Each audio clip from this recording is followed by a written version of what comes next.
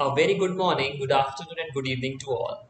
Welcome to Lecture Hall. I am Akshay Taneja, working as a faculty and researcher, and today I'll discuss a very important topic that is how to tackle objective exam. अब होता क्या है, हम लोग exam के लिए preparation तो कर लेते हैं, हम हर एक टॉपिक पढ़ लेते हैं, हम बुक्स पढ़ लेते हैं, हम थ्योरी पढ़ लेते हैं, बट हमें ये नहीं पता होता कि यार एग्जाम अटेम्प्ट कैसे करना है। एग्जाम में अगर क्वेश्चन नहीं आया तब क्या करना है, एग्जाम में अगर नेगेटिव मार्किंग हुई तब तब क्या करना है, गैस कैसे करना है, कब गैस करना है, हर एक पॉइंट आज मैं डिस्कस करूंगा। पूरी वीडियो देखिएगा, आपको पता लगेगा कि ऑब्जेक्टिव एग्जाम कैसे अटेम्प्ट होता है, और जब क्वेश्चन नहीं आता है तब हम कैसे क्वेश्चन को अप्रोच करते हैं, कैसे उसमें गेसिंग करते हैं। ठीक है ना। आपने ये भी नोटिस किया होगा कि काफी स्टूडेंट्स ऐसे होते हैं जो अपने स्कूल्स में या कॉलेजेस में टॉपर्स होते हैं, बट वो ऑब्जेक्टिव एग्जाम को क्रैक नहीं कर पाते। देखा होगा आप लोगों ने जरूर। सो ऐसा क्यों होता है? क्या उनके पास नॉलेज नहीं है? नॉलेज है, बट उनको ये नहीं पता कि नॉलेज को यानी कि थ्योरी को ऑब्जेक्टिव एग्जाम में यूज कैसे करना है, किस तरीके से क्वेश्चन को अप्रोच करना है। तो आज हर एक बात हम डिस्कस करने वाले हैं। ठीक है, सो सेशन स्टार्ट करते हैं, देखते हैं क्या क्या हम आज डिस्कस करेंगे। सो फर्स्ट थिंग, आप कोई भी एग्जाम देने जाते हैं ना, कोशिश कीजिए, ट्राई कीजिए कि आप अपने एग्जाम को कुछ पार्ट्स में डिवाइड कर लें। लेट अस से सपोज आपका एग्जाम है 2 आवर्स का। ठीक, तो क्या कीजिए, अपने एग्जाम को 3 स्टेजेस में डिवाइड कीजिए। फर्स्ट स्टेज 45 मिनट्स की होगी। ये स्टेजेस क्या होंगी मैं अभी बताऊंगा आप लोगों को। सेकेंड 1 आवर की, and the last one is for 15 minutes. So करना क्या हम लोगों को समझ लेते हैं एक बार। जब हम एग्जाम देखते हैं ना, तो हमें ना फर्स्ट क्वेश्चन से स्टार्ट नहीं करना है। इसीलिए मैंने लिखा है डोंट फॉलो द सीक्वेंस। ऐसा क्यों लिखा है समझते हैं। जनरली होता क्या है, जब हम एग्जाम हमारे पेपर जब हमारे पास आता है ना, हम फर्स्ट क्वेश्चन रीड करते हैं। सपोज फर्स्ट क्वेश्चन मुझे समझ में नहीं आया, फिर मैंने सेकंड रीड किया, सेकंड मुझे टफ लगा, थर्ड रीड किया, वो मुझसे सॉल्व नहीं हुआ। तो मुझे स्टार्टिंग में ये लग जाता है कि पेपर तो बहुत डिफिकल्ट है यार, पेपर बहुत डिफिकल्ट है। और ये बात जब आप सोचते हैं कि पेपर बहुत डिफिकल्ट है, तो आगे इजी क्वेश्चंस भी आप गलत करने स्टार्ट कर देते हैं। और एग्जामिनर बहुत स्मार्ट होता है, वो क्या करता है, वो स्टार्टिंग के कुछ क्वेश्चंस ना जान के टफ डालता है, जिससे कि बच्चा शुरू में ही डर जाए पेपर से। तो हमें क्या करना है, हमें स्टार्टिंग से क्वेश्चंस नहीं करने होते हैं। हम क्या करते हैं, क्वेश्चन पेपर पूरा एक बार देख लेते हैं, उससे हमें पता लग जाता है कि हमें कौन से क्वेश्चंस आते हैं। तो फर्स्ट स्टेज जो आपकी होगी 45 मिनट्स की, ये वो स्टेज है, ये वो क्वेश्चंस हैं जो आप सॉल्व करेंगे। जब आप क्वेश्चन पेपर रीड करते हैं ना, तो काफी क्वेश्चंस ऐसे होते हैं जो आपको पता होता है कि यार ये तो मुझे आते हैं, ये तो देखते ही खत्म हो जाएंगे, या ये क्वेश्चन 1 मिनट में खत्म हो जाएगा। तो आपको सबसे पहले स्टार्टिंग के 45 मिनट्स में वो क्वेश्चंस खत्म करने हैं जिसमें आपको लगता है कि ज्यादा टाइम नहीं लगेगा। ठीक है ना। बट जब क्वेश्चन पेपर हम रीड करते हैं ना, तो काफी क्वेश्चन ऐसे दिखते हैं जो पता लग रहा है कि ये मुझे आता तो है, बट यार इसमें ना टाइम बहुत लगेगा। तो अब हम क्या करें, वो स्टेज है हमारी सेकंड वाली। हम उन क्वेश्चंस को सेकंड स्टेज में करेंगे जो क्वेश्चंस मुझे आते तो हैं, बट मुझे पता है कि ये टाइम कंज्यूमिंग है, तो उसको मैं फर्स्ट स्टेज में नहीं करूंगा। उन क्वेश्चंस के लिए हमने यूज की है सेकंड स्टेज। ठीक है ना। देखो, पेपर पढ़ के तुम्हें पता लग जाता है कि तुम्हें कौन से क्वेश्चंस आते हैं, तुम्हें पता लग जाता है कि कौन से क्वेश्चंस जल्दी हो जाएंगे, तुम्हें पता लग जाता है कि कौन से क्वेश्चंस में टाइम लगेगा, और आपको ये भी पता लगता है कि कौन से क्वेश्चंस आपको बिल्कुल नहीं आते हैं, है ना। तो जो क्वेश्चंस बिल्कुल नहीं आते हैं उनको छोड़ेंगे नहीं, उनके लिए लास्ट के 15 मिनट रखे हैं गैस करने के लिए। ठीक है ना। ये गैस कब करना होता है, कैसे करना होता है, अभी आगे आपको सब कुछ बताऊंगा। तो पहली चीज, हम सीक्वेंस फॉलो नहीं करने वाले। दूसरी चीज, हम अपने पेपर को स्टेजेस में डिवाइड रखेंगे कि फर्स्ट 45 मिनट्स में उन क्वेश्चंस को दूंगा जो मुझे लगता है कि मैं जल्दी कर सकता हूँ और वो मुझे आते हैं। ठीक। सेकंड स्टेज रहेगी उन क्वेश्चंस के लिए जो मुझे आते तो हैं, लेकिन यार थोड़ा सा ना टाइम लगेगा करने में, बट मैं कर लूंगा, मुझे पता है। तो वो सेकंड स्टेज में हम करेंगे। उनको हम सबसे पहले इसलिए नहीं करेंगे क्योंकि अगर हम वो पहले करते हैं तो उसमें टाइम वेस्ट हो जाता है, और जो क्वेश्चन बहुत इजी होते हैं हम उसमें गलती बाद में करते हैं जल्दबाजी में, ठीक है। बट जो क्वेश्चंस आते ही नहीं होंगे उनके लिए लास्ट 15 मिनट्स हम रखेंगे गेस करने के लिए, ठीक है। अब बात करते हैं व्हेन टू गेस। गेस करना कब है? जनरली मैंने ये देखा है कि जिन एग्जाम्स में नेगेटिव मार्किंग होती है ना, स्टूडेंट्स डरते हैं कोई भी गेस करने में। ऐसा ही होता है ना यार, तुम खुद सोच के देखो कि मैं तुम्हारा कल एक टेस्ट लूं और मैं बोल दूं देखो कल गलत क्वेश्चन पे मैं -1 दूंगा और सही आंसर पे +4 दूंगा, तो आप लोग भी डरेंगे कि यार हम ना गेस नहीं करेंगे, हम क्या करेंगे जो आता होगा ना वही करेंगे। इट मीन्स आप मेरे जाल में फंस गए हैं। नेगेटिव मार्किंग से डरना नहीं है कि यार नेगेटिव मार्किंग है तो मैं गेस नहीं करूंगा।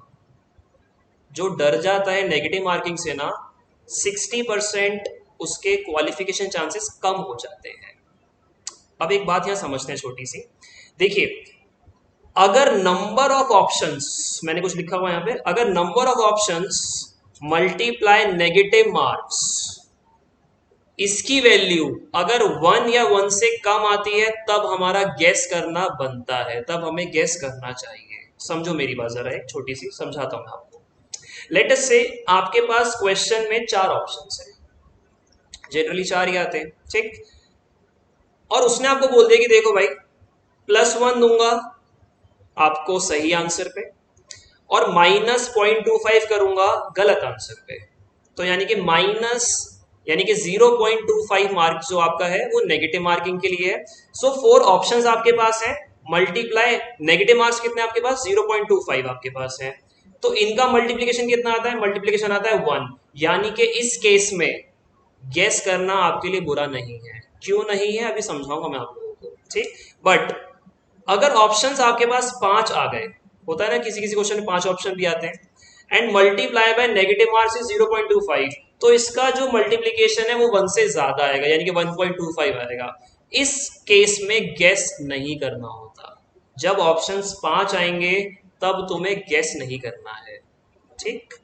अब एक बात समझिए यहाँ पे कि मैं आपको गेस करने के लिए क्यों बोल रहा हूँ। लेट अस से 4 ऑप्शंस आपके पास हैं और हर एक क्वेश्चन पे 0.25 की नेगेटिव मार्किंग है, ठीक है ना। सपोज मैंने ना 4 क्वेश्चन गेस किए, एक छोटी सी बात समझिएगा, आपने लेट अस से 4 क्वेश्चन गेस किए, 4 में से अगर आपका एक भी ठीक हो गया, सोच के देखो ना यार, अगर 4 में से तुम्हारा एक भी क्वेश्चन ठीक हुआ तो आपको +1 मिल जाएगा वहां पे, और बाकी के लिए आपको -0.25 -0.25 -0.25 मिलने वाला है।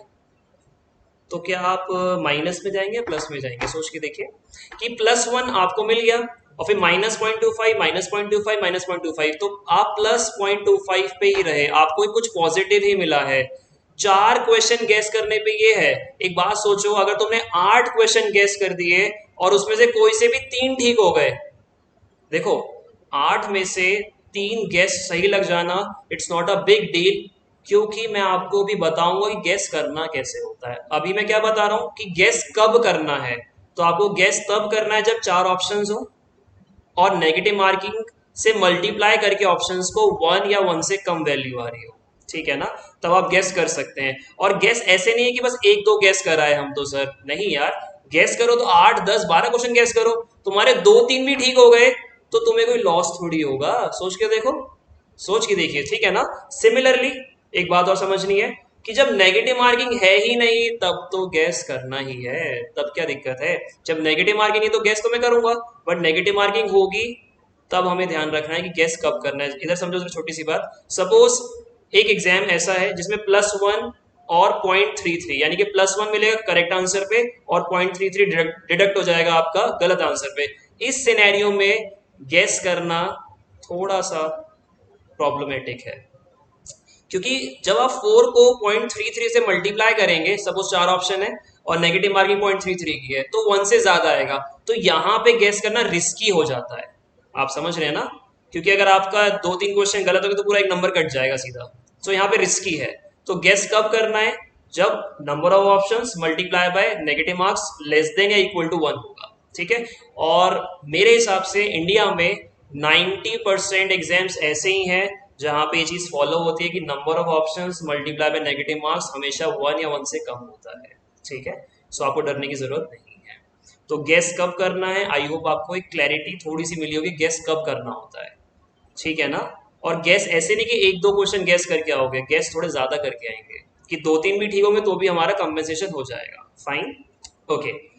तो ये देख ले गेस करना कब है। अब देखते हैं गेस करना कैसे है, क्योंकि आप कहेंगे सर आपने बोल दिया कि गेस कर आना और हमारे गलत सारे हो गए तो हम क्या करेंगे, हम तो फेल हो जाएंगे। ऐसा नहीं होगा। अब एक बात समझिए कि गेस करना कैसे होता है, हाउ टू गेस। पहली चीज, so first point is eliminate offset values. ये ऑफसेट का मतलब क्या है, बहुत बेसिक है वैसे, समझो। सपोज एक क्वेश्चन आया एग्जाम में जिसके ऑप्शंस थे 15, 18, 20, 34। ठीक, तो आपको पता लग रहा है कि इन ऑप्शंस में जो 34 है ना वो बाकी ऑप्शन से थोड़ा सा दूर जा रहा है, यानी कि ऑफसेट है, थोड़ा सा अलग है ये थोड़ा सा। सो समझ जाइए ये आंसर नहीं होगा।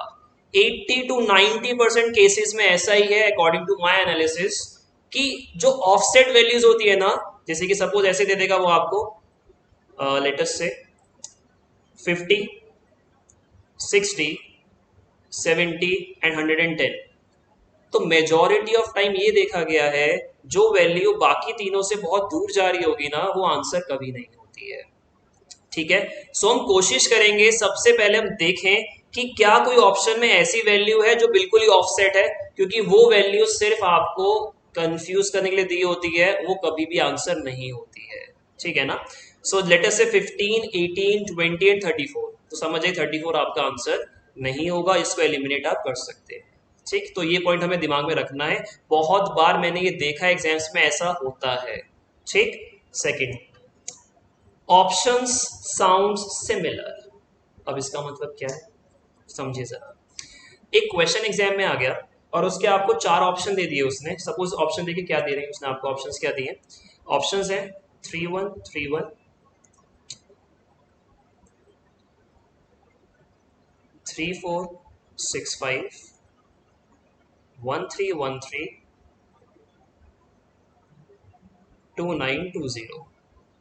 ठीक, तो हमें ये नोटिस करना है, अगर आप नोटिस कर सके, सो 3-1, 3-1, 1-3, 1-3 ये ऑप्शन साउंड सिमिलर हैं। मतलब क्या किया उसने, उसने बस इनकी प्लेस चेंज कर दी है। और ऐसा बहुत बार होता है, जो ऑप्शन सिमिलर साउंड कर रहे होते हैं उन्हीं में से एक आंसर आपका होता है। सपोज वो पूछ लेगा आपसे कि बताओ एरिया कितना है इस स्क्वायर का, और ऑप्शन आपको ऐसे दे देगा कुछ बना के, कि दे देगा 12, 18, 21, 26। तो ध्यान दीजिएगा, बहुत इंपॉर्टेंट चीज बता रहा हूं मैं आपको, ध्यान दीजिएगा कि 12 और 21 ना एक दूसरे के बिल्कुल ऑपोजिट्स हैं। और ये एक तरीके से साउंड सिमिलर करते हैं कि 1-2 लिखा है, 2-1 लिखा है, जैसे कि 3-1, 3-1 है, 1-3, 1-3 है। तो मेजोरिटी ऑफ टाइम होता है कि आंसर इन दोनों में से एक होता है। ठीक है ना, 80 to 90% चांसेस है आंसर इन दोनों में से एक होगा। तो इस बात का भी हमें ध्यान रखना है। पहली चीज ऑफसेट वैल्यूज को हटा देना है। दूसरी चीज हमें ये देख लेना है कि क्या कोई दो ऑप्शन ऐसे जो साउंड सिमिलर है, मतलब सेम लग रहे हैं, तो आंसर उन दोनों में से एक हो सकता है। ठीक, थर्ड थिंग, ऑपोजिट चॉइसेस। अब इसका मतलब क्या है समझते हैं। सपोज वो लिख देता है, सपोज चार ऑप्शन आपको दे रखे हैं, X is intelligent and smart, या लिखते हैं एक्स इज बोथ, ठीक, इंटेलिजेंट एंड स्मार्ट। और एक लिखा हुआ है X is neither intelligent nor smart. ठीक, fourth option is X is smart, fine. And the last one is X is intelligent. तो कुछ ऑप्शंस वो आपको ये चार दे देता है। सपोज ऑपोजिट चॉइसेस का मतलब है, लेटस से जैसे फर्स्ट लिखा हुआ है X is both intelligent and smart, और दूसरा लिखा है X is neither intelligent nor smart. ये बिल्कुल ऑपोजिट चॉइसेस है। ऑपोजिट है ना, कि एक कह रहा है कि वो दोनों है और दूसरा कह रहा है कि वो दोनों में से कोई भी नहीं है। तो मेजॉरिटी ऑफ टाइम्स देखा गया है कि आंसर इन दोनों में से ही होता है।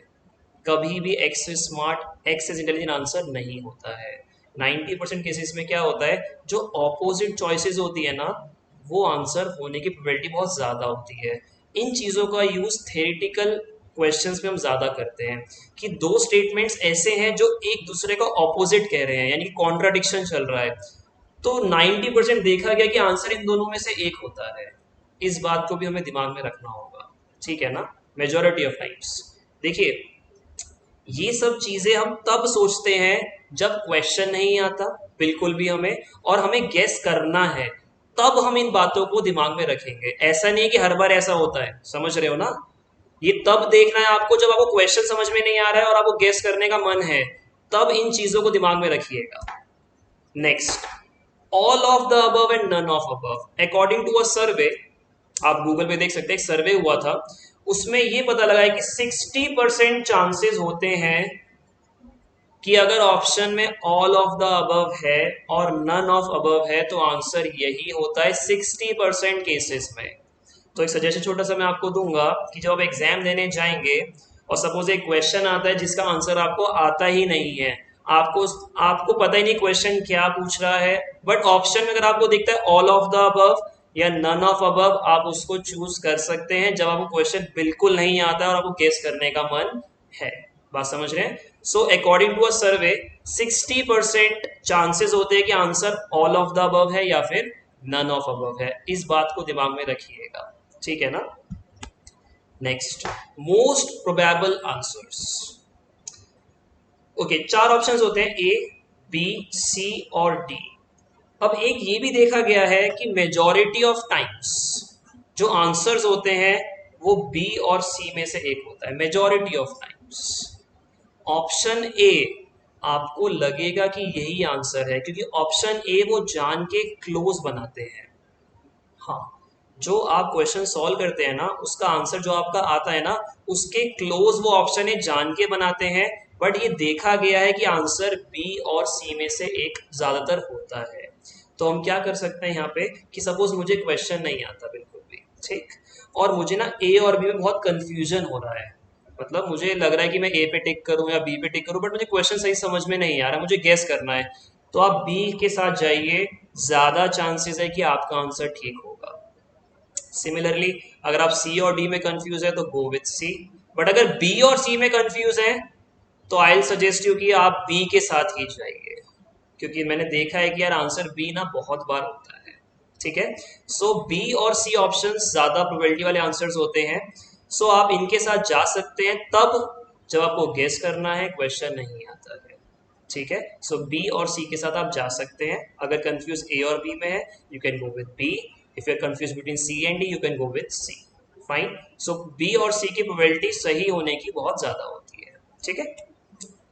Okay, next thing is longest option.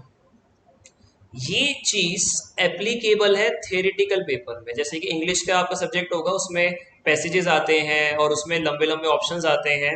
सो ये एक चीज देखी गई है कि जो लॉन्गेस्ट ऑप्शन होता है ना, मेजॉरिटी ऑफ टाइम्स वही सही आंसर होता है।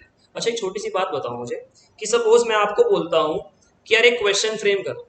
इफ आई आस्क यू कि एक क्वेश्चन फ्रेम करो, उसके चार ऑप्शन बनाओ थ्योरेटिकल, ठीक, तो आप में से कितने स्टूडेंट्स ऐसे हैं जो एक गलत आंसर लंबा बनाएंगे? बहुत बहुत कम प्रोबेबिलिटी है ना। सपोज मुझे एक क्वेश्चन बनाना है इंग्लिश का और उसके चार मुझे ऑप्शंस रखने हैं थ्योरेटिकल फॉर्म में, तो यार मैं इतनी मेहनत क्यों करूंगा एक गलत आंसर बनाने के लिए कि मैं उसको 2 लाइन का लिखूं और बाकी सबको मैं एक एक लाइन का लिखूं?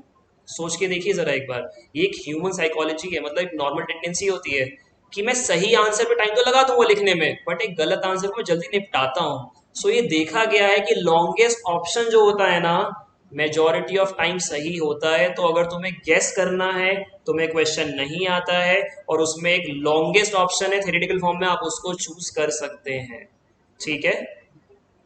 And the last thing is sequencing technique. अब ये क्या है? ओके, ये बात समझते हैं जरा। एक चीज देखी गई है एग्जाम्स के एनालिसिस में, ये देखा गया है कि सपोज एक फर्स्ट क्वेश्चन है, एक सेकंड क्वेश्चन है, एक थर्ड क्वेश्चन है, एक फोर्थ क्वेश्चन है, ठीक है ना। सपोज फर्स्ट का आंसर बी था, सेकंड का आंसर बी था, तो ये देखा गया है कि थर्ड का आंसर फिर बी नहीं होता है। क्या मतलब हुआ? इसका मतलब ये हुआ कि कंसेक्यूटिवली 3 क्वेश्चंस के आंसर सेम कभी नहीं होते हैं। हाँ, ये एक बहुत इंपॉर्टेंट चीज है समझनी। कि सपोज तुम्हें फर्स्ट क्वेश्चन आता था, तुमने आंसर बी टिक कर दिया, तुम्हें सेकंड आता था, तुमने बी टिक कर दिया, बट जब तुम थर्ड पे आओगे ना, तो खुद समझ जाना कि थर्ड अगर तुम्हें नहीं आता तो समझ जाइएगा कि थर्ड का आंसर बी तो चूज नहीं करना है। क्यों? क्योंकि स्टार्टिंग के 2 का आंसर बी हो चुका है, यानी कि कंसेक्यूटिवली 3 का आंसर सेम होने की प्रोबेबिलिटी होती है 2% की, और 2% कुछ भी नहीं होता। कंसेक्यूटिवली 3 क्वेश्चंस के जो आंसर हैं उनके सेम होने की प्रोबेबिलिटी 1 या 2% होती है। तो अगर आपको 2 क्वेश्चन आपके आंसर सी आ रहे 2 क्वेश्चन के, तो नेक्स्ट क्वेश्चन समझिए सी आंसर उसका नहीं होगा। इस बात को भी दिमाग में रखिएगा, बहुत इंपॉर्टेंट चीज है ये वाली। ठीक है ना? सो कंसेक्यूटिवली 3 का आंसर सेम नहीं होता है। तो ये हेल्पफुल क्यों है टेक्निक? क्योंकि अगर मुझे 2 के आंसर पता है तो तीसरा मैं इजीली गेस कर सकता हूं। अब मुझे पता है कि 2 के सेम आंसर थे सर, अब तीसरे का वो आंसर नहीं हो सकता। ठीक है ना? सो ये बातें जो हमने डिस्कस की हैं आज, कि गेस कब करना है, कैसे करना है, पेपर अटेम्प्ट कैसे करना है आप लोगों को, इन बातों को दिमाग में रखिएगा। एक्चुअली क्या होता है, थ्योरी पढ़ना एक डिफरेंट चीज है, बट ऑब्जेक्टिव एग्जाम देना बहुत डिफरेंट चीज है। जिस बच्चे ने सिलेबस कम पढ़ा होता है बट उसको ये सब बातें पता है अगर, तो इजीली क्वालिफाई कर सकता है। ऑब्वियसली उसको पता है कि गैस कैसे करना होता है। आप समझ रहे हैं ना? उसको पता है कि गैस कब करना और कैसे करना है। सो थ्योरी पढ़िए, अच्छी बात है, उसको समझिए, बहुत इंपॉर्टेंट चीज है, बट इन चीजों को भी दिमाग में रखिएगा, क्योंकि ये भी बहुत इंपॉर्टेंट रोल प्ले करती हैं आपके क्वालिफाई करने में। ठीक है ना? So all the best, thank you.